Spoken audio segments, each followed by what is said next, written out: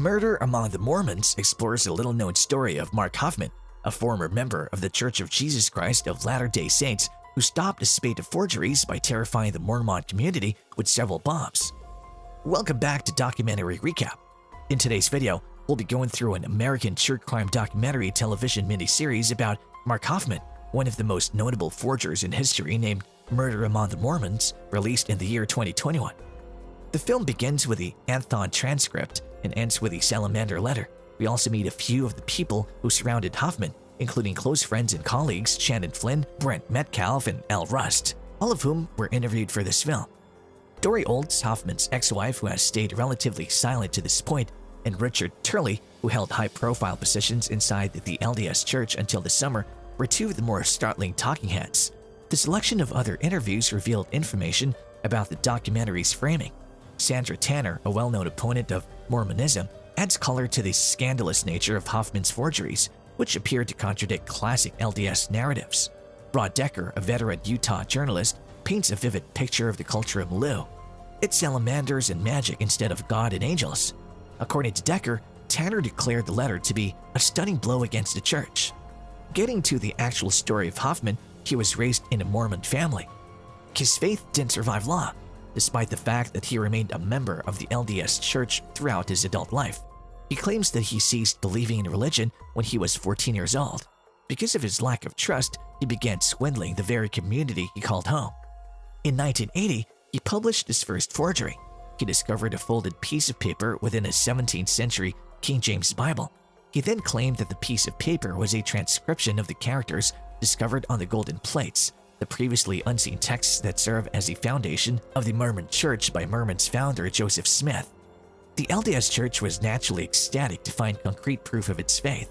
The Anthon transcript was purchased from Hofmann for $20,000 by the group, but of course it was all a lie. He proceeded to defraud the LDS Church in this manner over the years. His time in the Mormon Church taught him how important artifacts were to the religious leaders. He subsequently took advantage of his newfound understanding to get a financial advantage. To Joseph Smith, the third blessing in the Salamander letter were later manufactured by Hofmann, who claimed that the Mormon founder had picked his son to lead rather than Brigham Young. The most well-known and contentious of Hofmann's forgeries was the latter. The text altered Joseph Smith's discovery of the golden plates, substituting a salamander for the angel in the account. He also peddled forgeries of non-Mormon historical figures like George Washington, John Adams, and Mark Twain. Despite the fact that each of these documents sold for thousands of dollars, they were basically worthless. He was not imprisoned because of his forgeries. He was hopelessly in debt despite his relentless swindling. In an attempt to pay off the debt, he told LDS religion members that he had discovered the McClellan collection, writings allegedly written by early Mormon apostle William E. McClellan, who eventually left the church. Hofmann had no idea where the collection was when he pitched the discovery, and he didn't have enough time to fabricate additional documents. He began to make bombs out of despair. His dubious plans were to detonate multiple explosives throughout the Mormon community in the hopes of distracting church leaders long enough for him to be granted extra time. The first bomb went off in October of 1985, killing document collector Stephen Christensen and injuring his secretary. A second bomb killed Kathy Sheets, the wife of Christensen's old employer, the next day. Initially, Hofmann's strategy worked. Mormon leaders were in disarray, and authorities assumed the devices were linked to J. Gary Sheets, Kathy Sheets' late husband, who was also associated with Christensen. However, Hofmann's own bombs got the best of him.